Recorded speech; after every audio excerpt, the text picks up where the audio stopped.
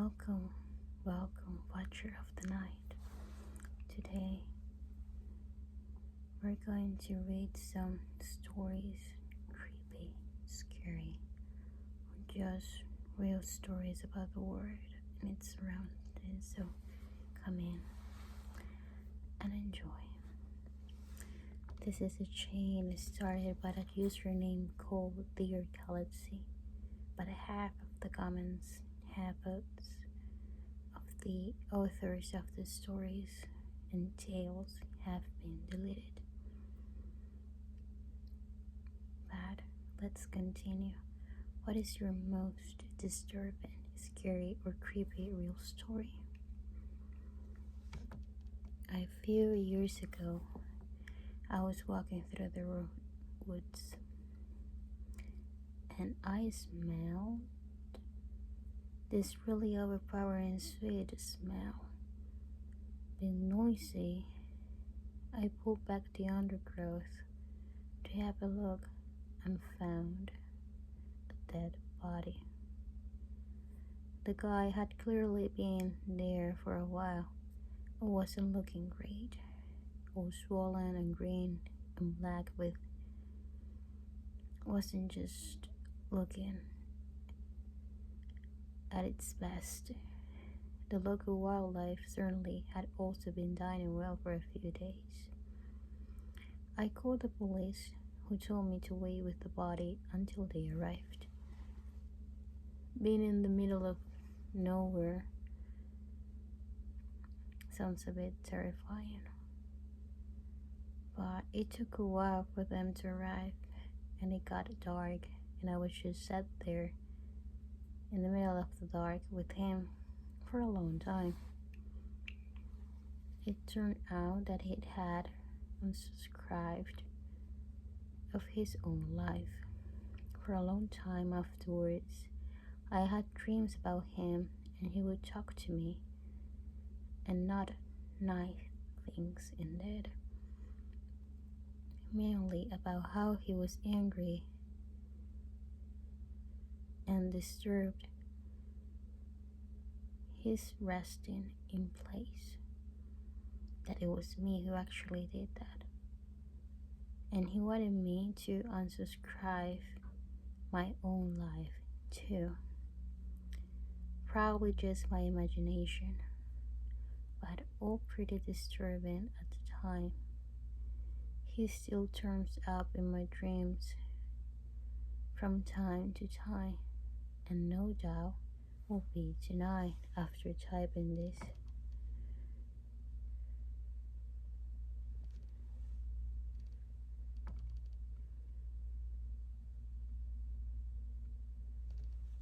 About 2 years ago, I was driving home from a family reunion pretty late at night, and the drive was about 2 hours in total.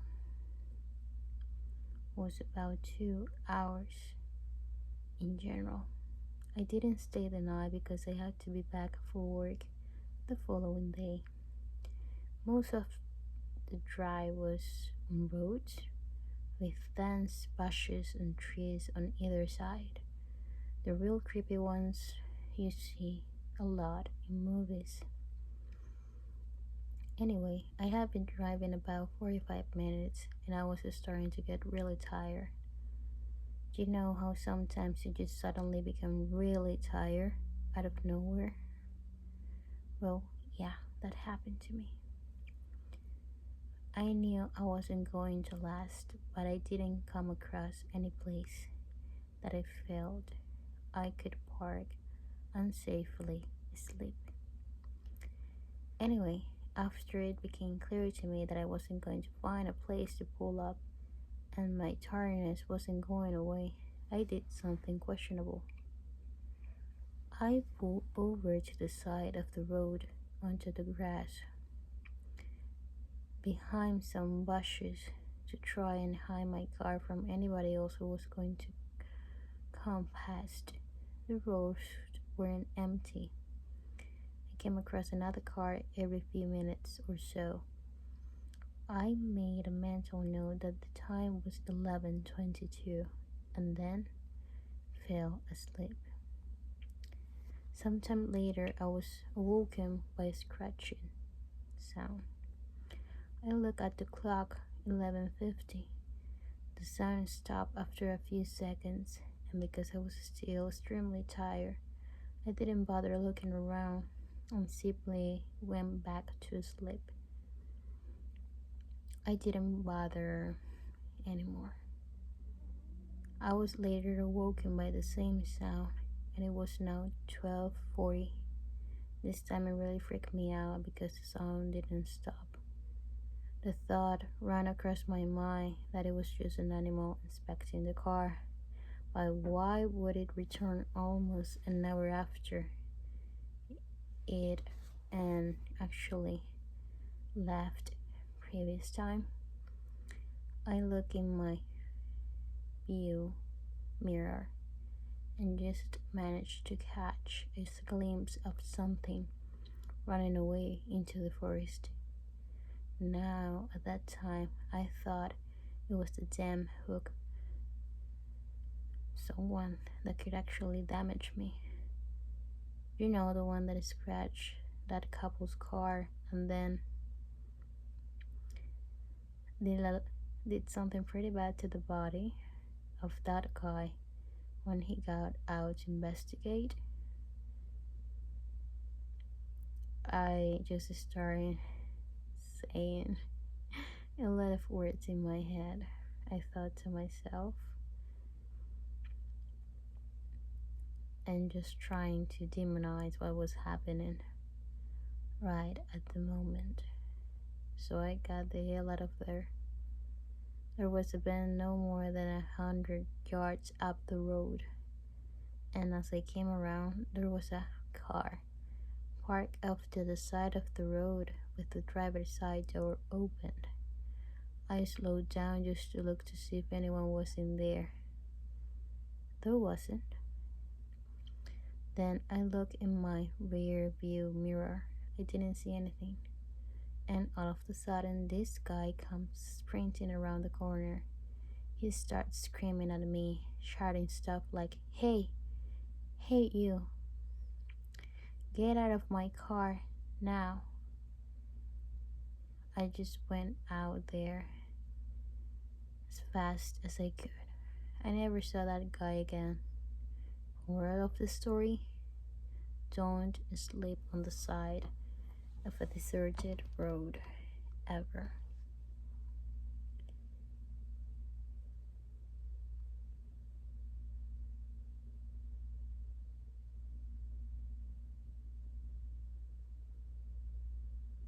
I just posted a story about my boyfriend sleeping on the side of the highway.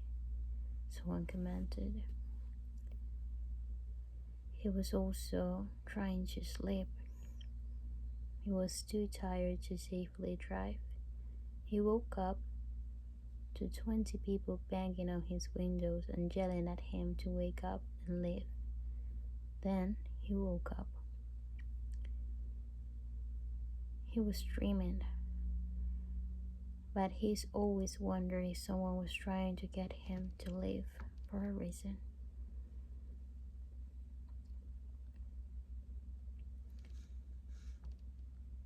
Very interesting for sure. A few summers ago, I went for a bike ride around midnight with a friend. We went our separate ways at the end of the evening, and I had about 2 blocks to ride back myself. Because of construction, I had to ride on a sidewalk, but the streets were dead. But it wasn't a problem until right where I was about to turn left onto my street. There was this man walking by himself, maybe 40s, a little scruffy but not homeless. The sidewalk was narrow, and I didn't want to freak him out, so when I got about 6 feet behind him, I said, "Hey, behind you," and he turned around and gave me this super angry look. I turned down my street, and he started to follow me, literally screaming about how I was and he was going to actually end my subscription in life and all that. I lived right off the corner and I didn't want him to figure that out, so I decided to do another loop around the block. That's not the scary part. The scary part is that when I looked back around and looked down the street, I saw him standing on my front stoop, or actually my front stop, staring out at the street like he knew I lived there. He actually was looking at me like that. If he knew that was my house. He saw me ride by again, but he didn't say anything. I ended up going back to the friends, but my bike got stolen from some kind of the side of the way by the house 2 days later.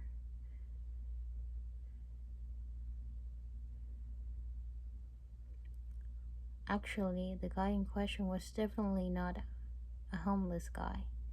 We have a large population of mentally ill people in this area. So if I didn't think the sidewalk was too narrow to pass otherwise, I wouldn't have disturbed him.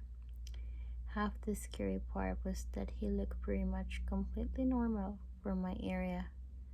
That being said, I ended up texting my mom and she made the decision to not notify law enforcement until my bag was stolen.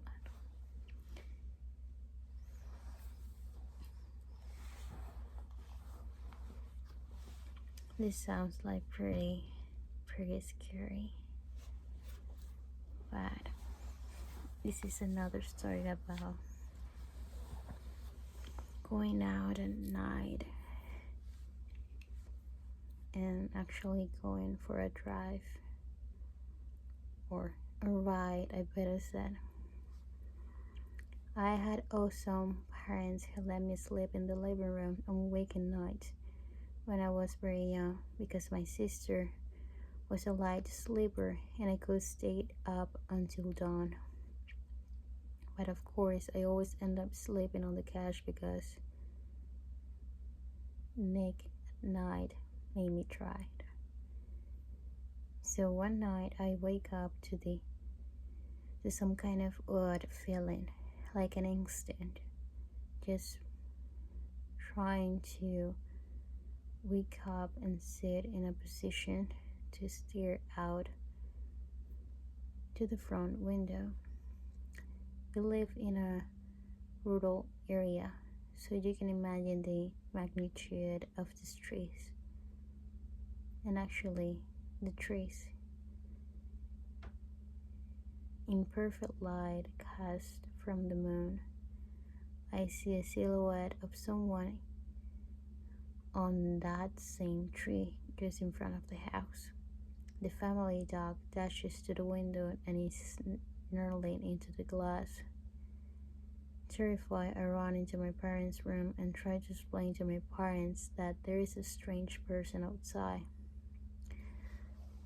Dad grabs something defensive and darts outside with the dog to beat the words off the hot head. I tremble in my mom's arms until Dad comes home and says he saw no one and had to go to bed. I decided to sleep in my regular bedroom. I fill in my sister in as to what happened. I told her everything. Dad is making regular rounds in the house with a cup of coffee. We're all still, and I finally think I can sleep. Nope, I noticed the man outside my window. From what I can see in the moonlight, he gave me a sash signal and runs away. Just turns around to run in a straight line away. I swear I couldn't stop crying for what it felt like hours.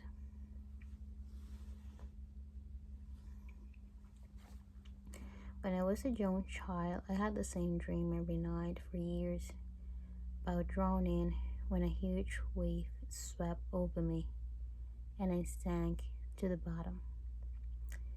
Years later, I had to attempt a job delivery.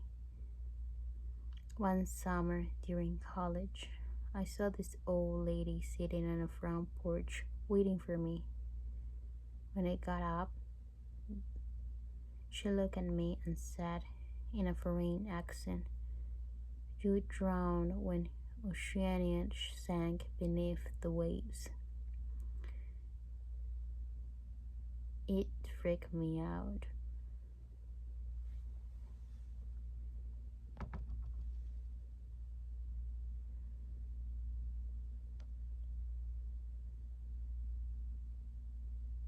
People around here says that past lives are not true, but I believe truly that is what has to do with your experience.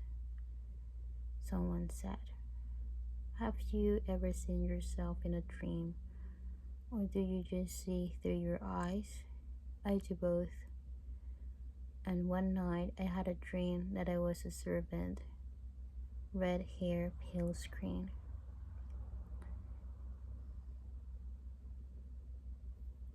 Must have been in Ireland or something, but as I looked on this woman, I knew it was me. I had a green dress on and could somehow tell that I wasn't supposed to be wearing it because it belonged to someone else. I jumped into my owner's kind of lake or pool of back in the day and tore the dress off and took a deep breath of the water. Effectively ended my subscription in life by myself, but it felt so peaceful, like I was relieved instead of scared. I might have had a pretty bad life back in the day. It's just weird. Past life, you were just reborn in time to be recognized by someone from the time of your death. Similar story when I was young. I had vivid images of cars and driving fast and feeling an intense pain all over my body. Years later, I was around 7 and my mom took me to Arizona to meet some family. While we were there, we visited several fairs. At each one, I asked to see a palm reader and got 2-3 out of the 4 we saw. Each one told me they saw me on a track winning in some sort of muscle car that actually scared everything related to it around me.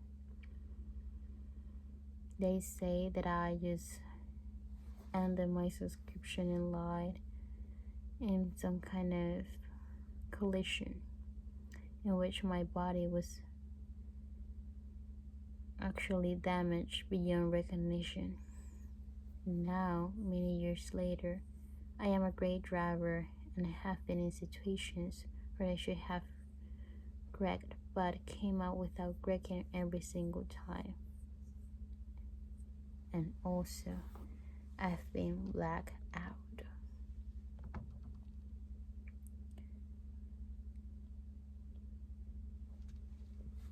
Interesting commentary so far.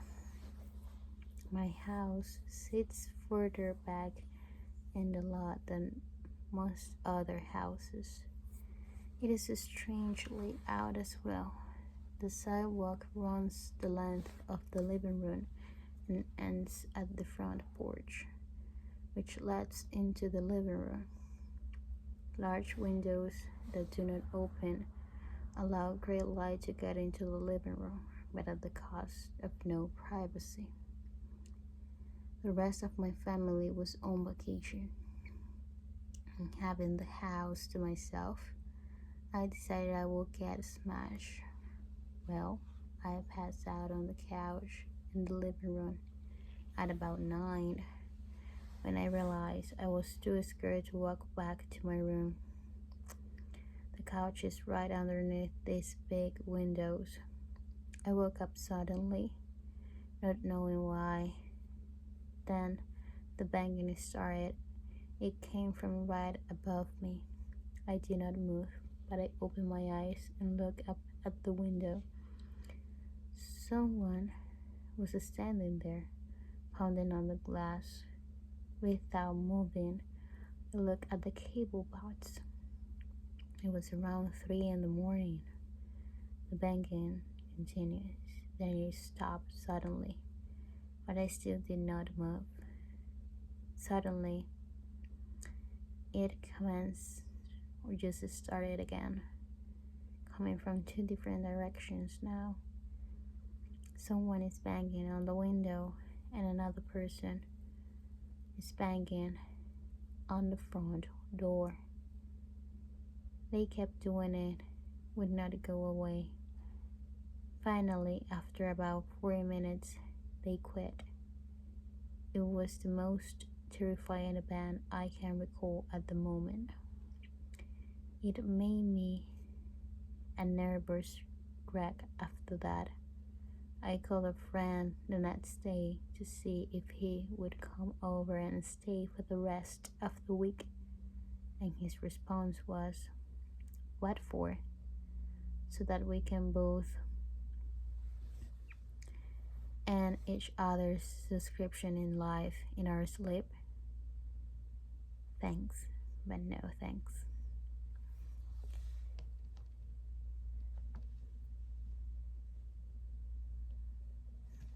Commentary says,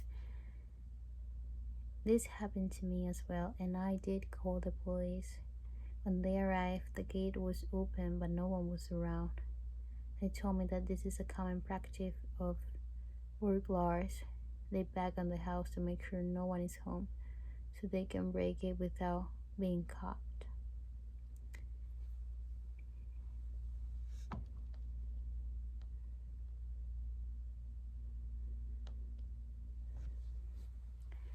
Let's talk about another one. I was 17 and I had just gotten my license. Back in high school, my friends and I made it a mission to find abandoned houses to throw just to start parties in. We had a good few candidates, but the mother-in-law was this house I would pass on my home from work. It was an undeveloped shell of a huge home with a large property in the back. I had told one of my friends about it, and one day before we went to see a movie, I took him to the house. It was about dusk in summer, so I had my headlights on. I pulled into the front of the house, and we were there for like 10 seconds before we pulled back to go to the main road. A minute later, this big truck pulls up behind us with its high beams and actually rider just all around. My friend and I took note of it, but paid no mind as we headed back to the main road. At the light, it turned right, but the truck cut through the gas station at the corner and blocked us off. Out of the truck comes this big hulk of a man, and my friend and I are just trembling our hands. He raps on the window and I roll it down. Now, the really freaky part is that this is a busy road, and now there was no one inside.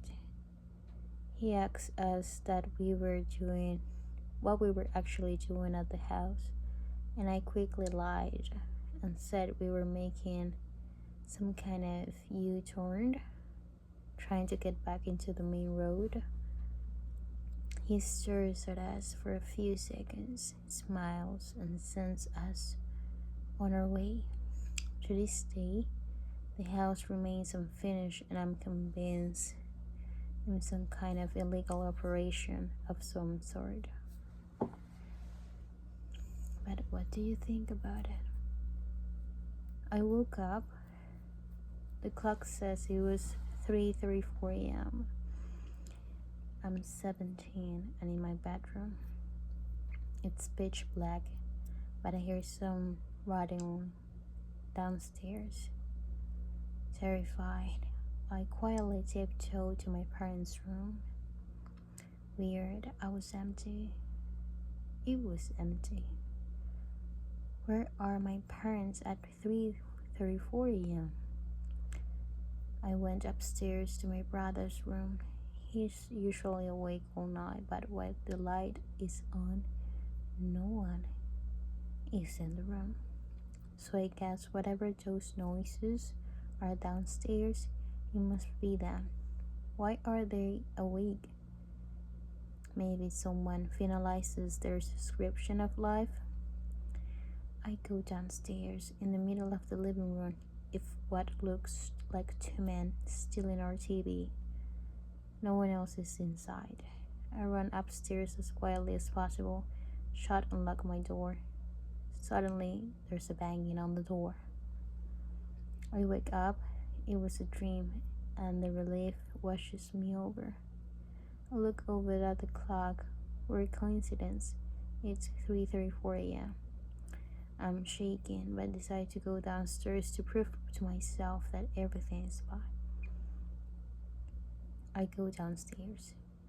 The two men are in my kitchen, screaming at my parents and brother. I run upstairs to my bedroom and lock the door.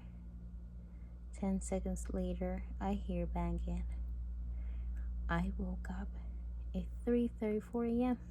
This time, I had actually woken up, and I don't manage to fall back asleep for around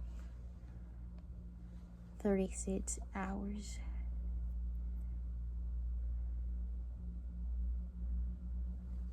Actually, I spent most of my teens and early 20s as a lucid dreamer, discovering the techniques after childhood plagued by very frightening sleep paralysis. I found a message board back in 1998 where I learned to at least have fun with it. The bulk of story wasn't a sleep paralysis experience, but it was typical of the kinds of nightmares I used to have. Really enough, I really have nested dreams anymore, and haven't had a successful attempt of a lucid dream in a few years. My guess is that it has something to do with hormones.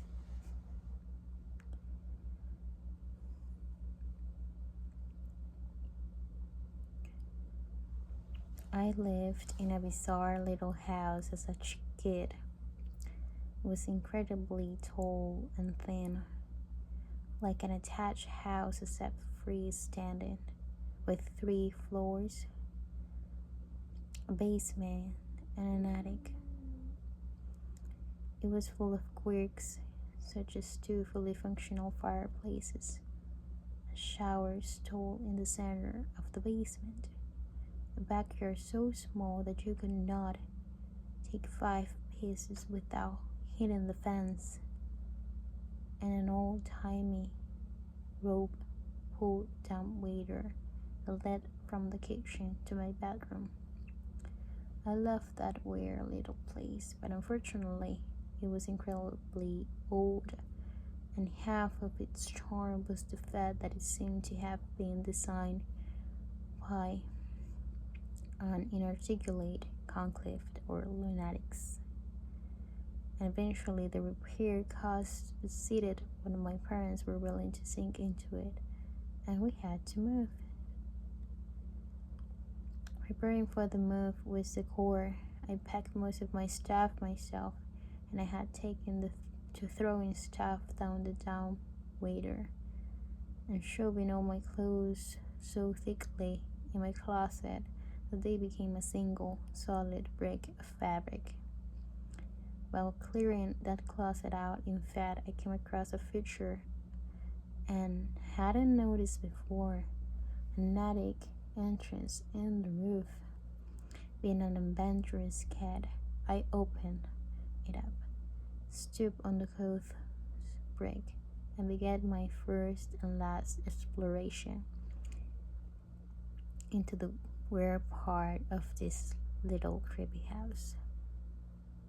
The first thing I noticed was that it wasn't as dark as it should have been.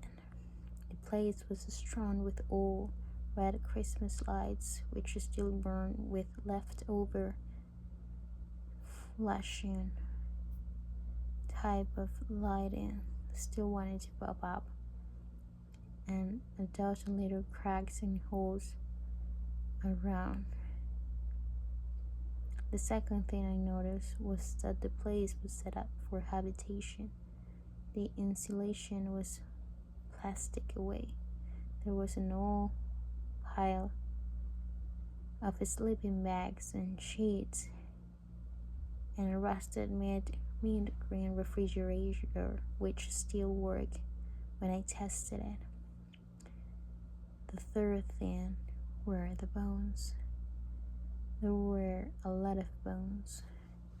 I was a kid at that time with a limited understanding of anatomy, but there were bones and all types of it into a series of piles around the center of the attic, small and large, clean and white, from every and any imaginable sort of creature.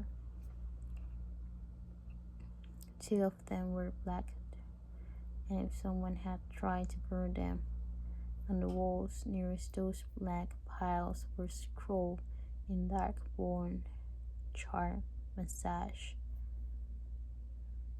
Mostly they were just disappear around, I guess. But the word sorry or I'm sorry appeared more than once. That room had been sitting over my head for 8 years while I slept.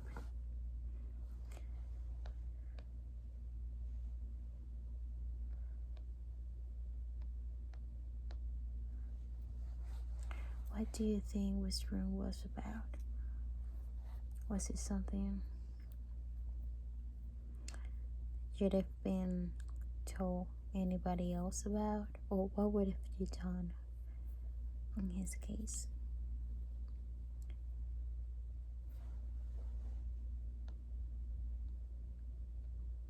My grandfather swore by this story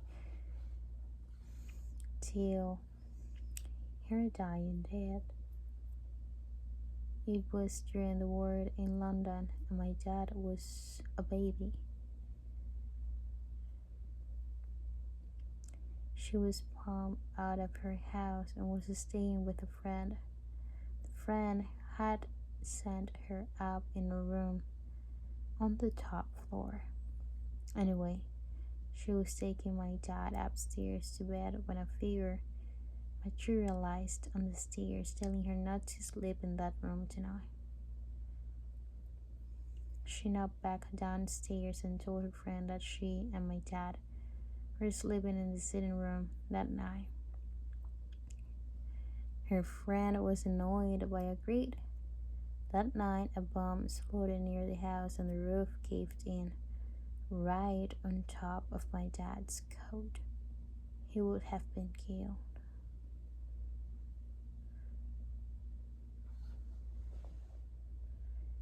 I have a fear of spiders because of a hunting trip I took with my dad and family when I was a kid. I don't enjoy shooting things, not an animal, also like hyperactivist or so, but I think finalizing people's or animals' lives for game or bragging rights and not for food is wasteful and barbaric. I had brought my game bow and they stationed me at one of the ground blinds so I could use the radio to tell the others if I saw any deer in the way. I got bored and I actually got tired of playing, so I turned off my cane and started going for my backpack. As I did this, I heard a strange sound that it was really, really close, but I couldn't find anything. I walked around outside the blind side that I was having.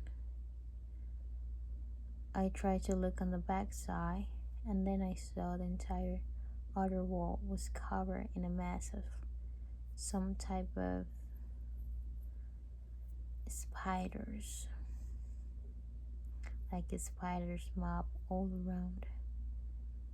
I considered running a lot away from it, but I had no idea where the camp was.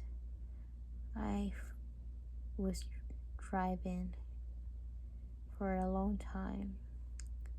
My solution was to use my can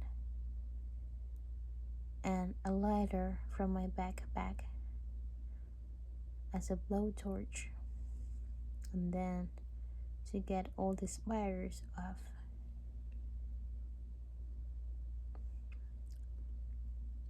The second the fire hit them, they all went away and flew at once. The entire wall of them, flaming, flying spiders. I immediately started screaming and rolling around on the ground. I took off all my clothes and immediately phoned my dad on the radio and told him to come get me and that we were going home. I have never sworn or cried so strongly in my life. I eventually went through therapy regarding this event, and now I just despise spiders a lot and in general, and I actually don't like ever to be with them again.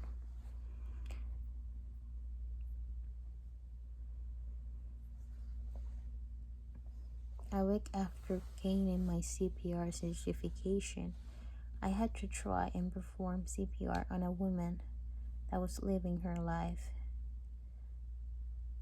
from illegal substances. I was trying to locate the place I was at, and it was a thrift store. She had taken a lot of this substance, so she was starting to faint and having an attack or episode. I was actually there looking for Halloween costumes, and someone came in saying that someone was passed out in the parking lot. I was in the dressing room and it just got super quiet. So I came out and told them I was certified and I would go take a look and that they needed to call 911. I got outside and don't see anyone on the ground. Someone comes out and shouts that the person in the car that's parked far out by myself, it's the one. I ran over, and honestly, when I was getting closer, I freaked out. She was pretty much already in another life, completely blue in the face. She had the red rings around her eyes, but those were blue too because she was about oxygen deprived. We opened the door, and I never forget that when we turned her head to see if she still had a pulse, she had tears running down her face. We pulled her out of the car, put her on the ground, and took her pulse again because the first person to do it wasn't sure. We started CPR, and the ambulance arrived about a minute after. then got her strapped up, and the paramedics continued the CPR. They had another ambulance come, and those paramedics got out, and there was literally six of them surrounding her body. The cop told us they had administered some type of medicine that can apparently reverse the highly amount of substance she had in her body. But she was pretty much out of this world already. They would do the necessary stuff until then they can actually get to the hospital, according to him. I also remember when we opened the door, there was a bit of this substance, needles, and empty pill bottles all over the floor. She wasn't very old. We also think she had kids. She had some toys and a car seat, plus 2 names tattooed on here. What do you think had happened to her?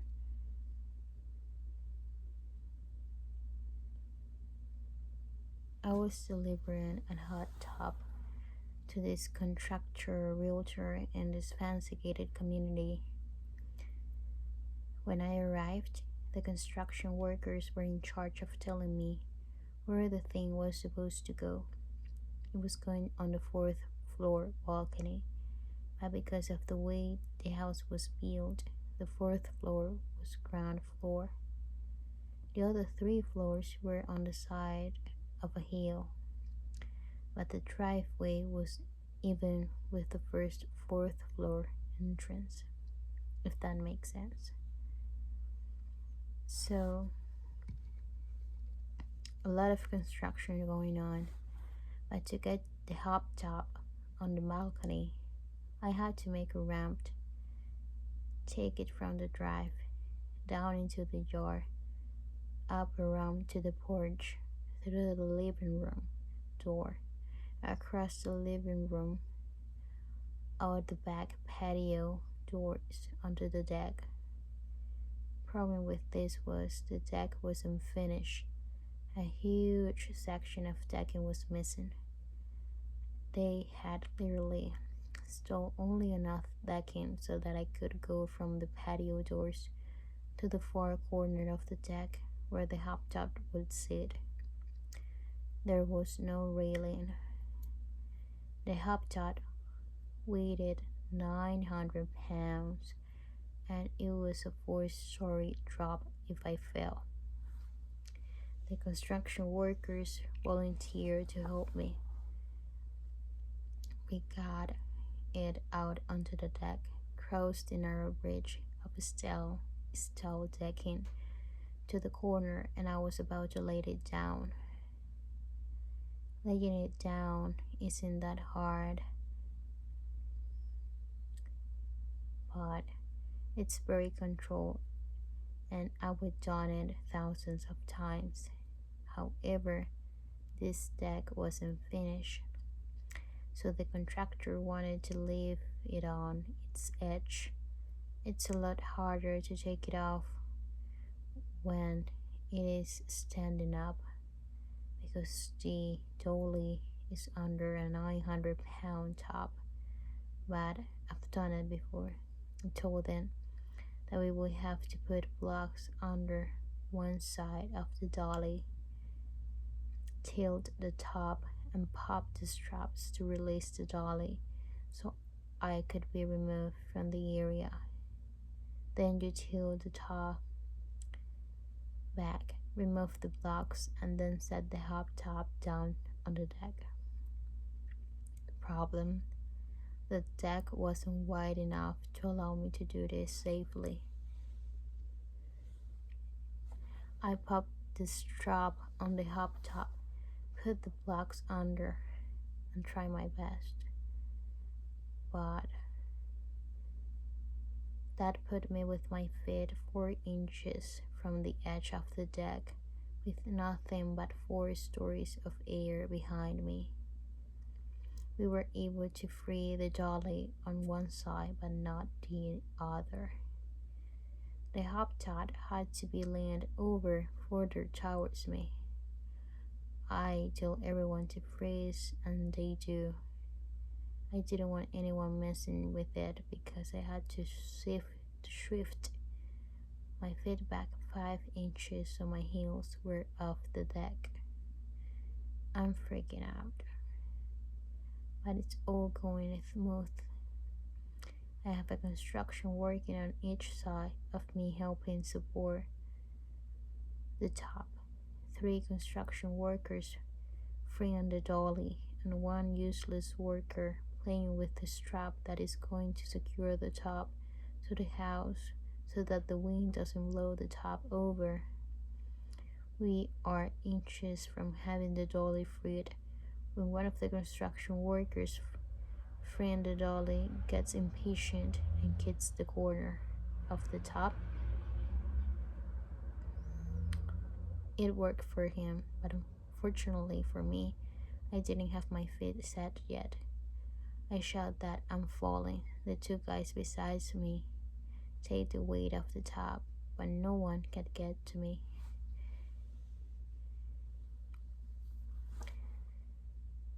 I'm bent almost double backwards trying to actually stay on the deck. I can see the boulders down below out of the corner of my eye. I'm falling, and there isn't anything I can do about it. I feel myself go. I'm falling. My heels slip out from under me and no one can reach me. But then, suddenly, I'm flying forward. Something is under the small of my back and it's slamming me into the bottom of the top. The dolly is removed and the top stood up with me hanging it before I found out what saved me. The useless guy playing with the strap had already secured one end to the house. When I fell, the strap was already behind me, hanging off my deck. The construction worker pulled it tight with all his might, arresting my fall. It wasn't there for that purpose, but he saved my life that day.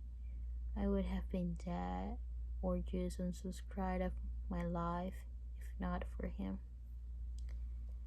I thank him by sending him and his wife and kid to a trip for Christmas. It was actually a vacation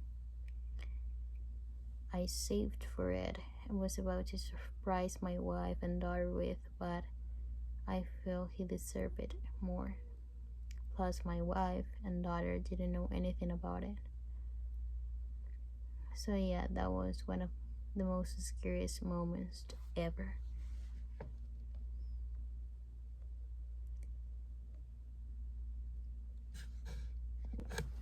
When I was a child, I lived in an old Victorian house, and I would always hear laughing while I was trying to sleep.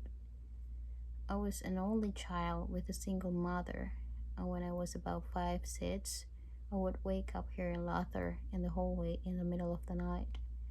After mentioning this to my mom, she swore it was probably just the TV being left on late. One night, I awoke hearing the laughter in my room. I went to sit up but felt like there was someone holding my shoulders down. Invincible hands ripping into my shoulders while I was scared, laughing. I scraped my little heart out. My mom ran into my room, flicking on the bedside lamp, convincing me it was just a dream, till I sat by my shoulders hurt. She lifted up my t-shirt and there were 2 adult-sized hands prints on my shoulders. I honestly thought I had imagined it and that it had never happened, but the other day I mentioned it in passing to my mom and she went blanket white and said, I don't want you to remember that.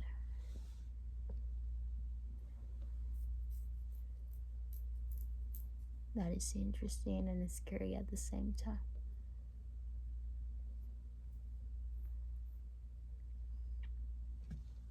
Yeah, my mom did that. I felt things in both of the houses I lived in for a long time growing up and used to ask her about them. She would say it was my imagination. Now I'm older. She tells me that the owners of both of the houses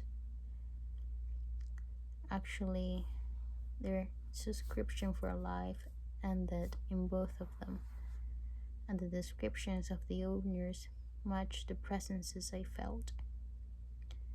And she had weird stuff happen to her as well while living there.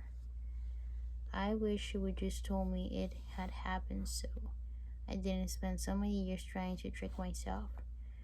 Now that I'm older, I just say hi every time I go back to her house and feel like I'm being watched. Before I used to freak out, but now I try to pretend it was nothing, or I would scare myself into thinking there were like supernatural creatures or something watching me back in the day. Interesting so far. When I was in high school, I had a good friend who lived next door to a house that was always up for sale.